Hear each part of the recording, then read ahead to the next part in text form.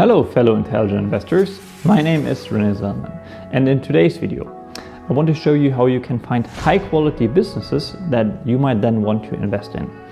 And the tool that I will share with you today is a quantitative tool that is basically searching databases to find stocks, maybe you should say companies, that match certain criteria.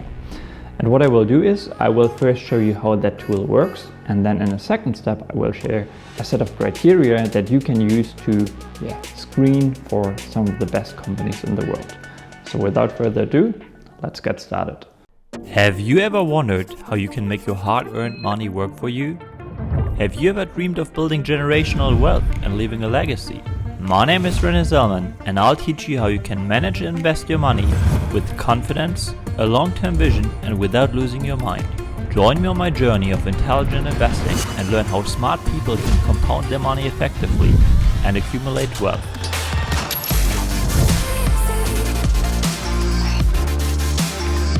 Alright, so I have actually discussed how investors can generate investment ideas in previous videos.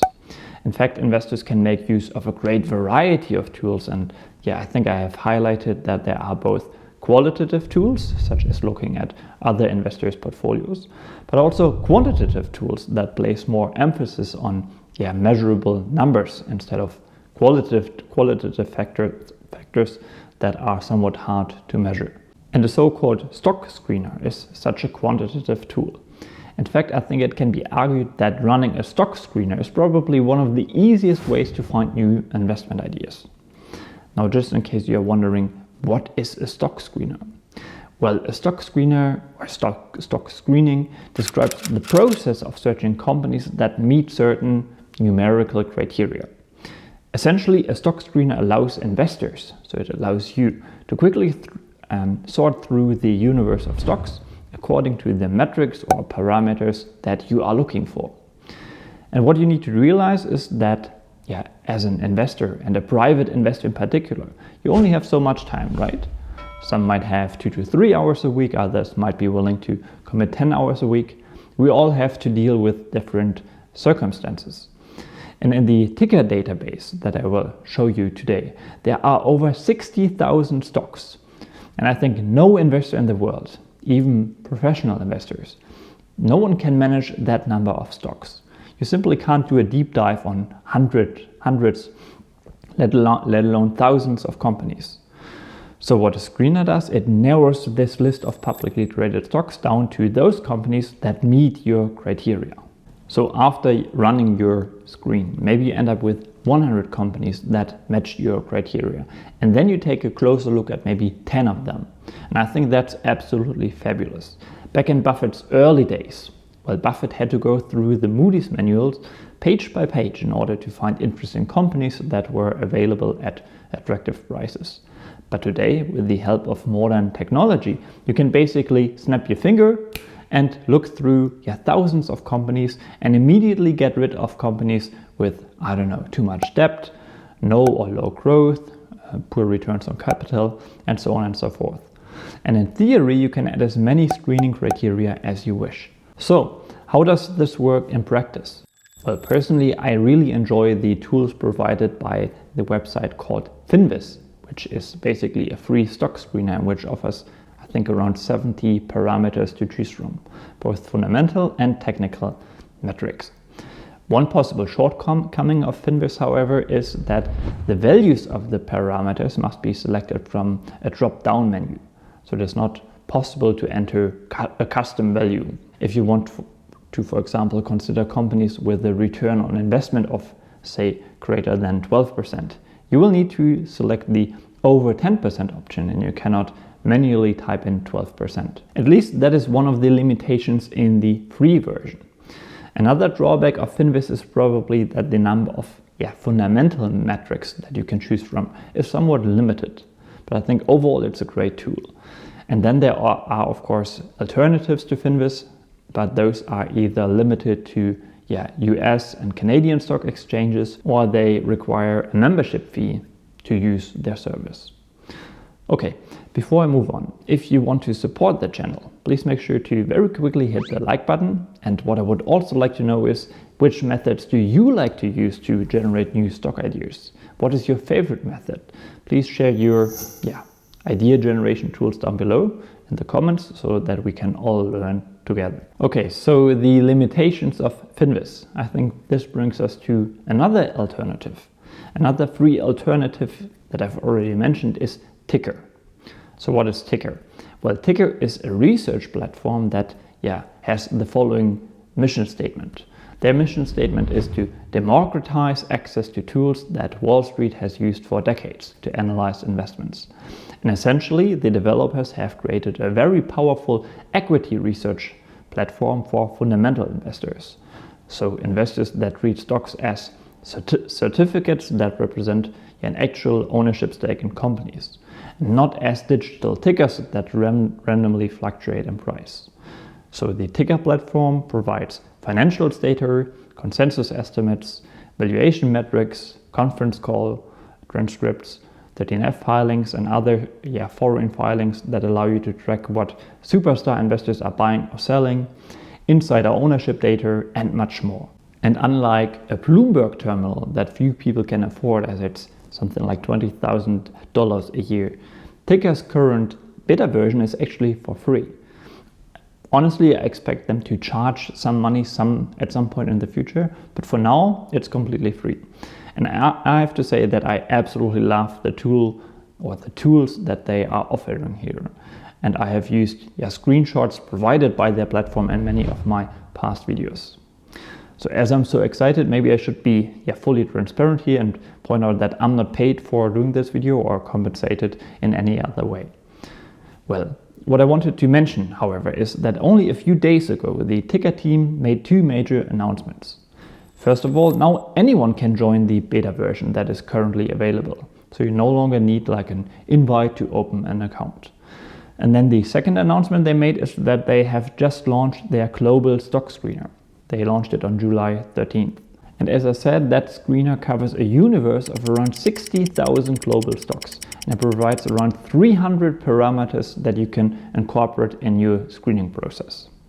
So with that being said, let's finally jump right into the tool. And here's what I will do. I will actually create two videos, I think.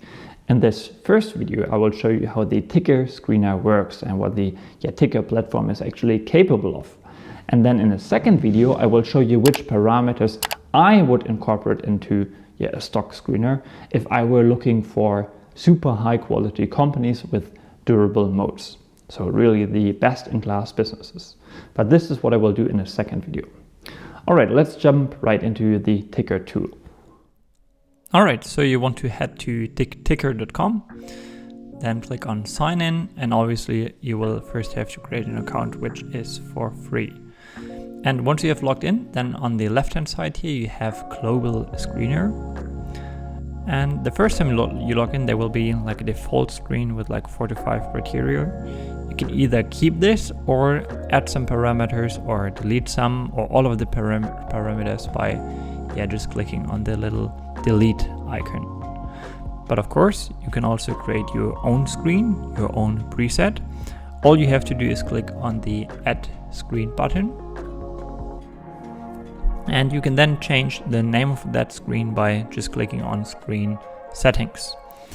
And by the way, all of the changes you make to the screen preset will be saved automatically. As you can see, I have already created two different ones for me. And if you click on a delete screen, you can obviously also delete presets that you have created but no longer need. Now you can add criteria by just clicking on the little plus icon. And now you have two options. You can either type in what you are looking for, or you click to browse all data. And then the nice thing about this little pop-up menu is that it categorizes the different screening conditions you can choose from. In total, you have 333 criteria. And then you have company specific attributes like market cap, or you can filter by wherever the company is located, so a specific country or region even. You can choose from 17 valuation metrics. Obviously, all of those are valuation multiples. So there you have either total market cap valuation multiples or per share valuation multiples. You have both forward and trailing valuation ratios. You have book value, cash flow, EBIT, EBITDA, everything you need. And just by the way, if this terminology confuses you, you can learn more about evaluation multiples in my video on this subject. Yeah, then you have the financial statements. So income statement, cash flow statement, and balance sheet, and corresponding items.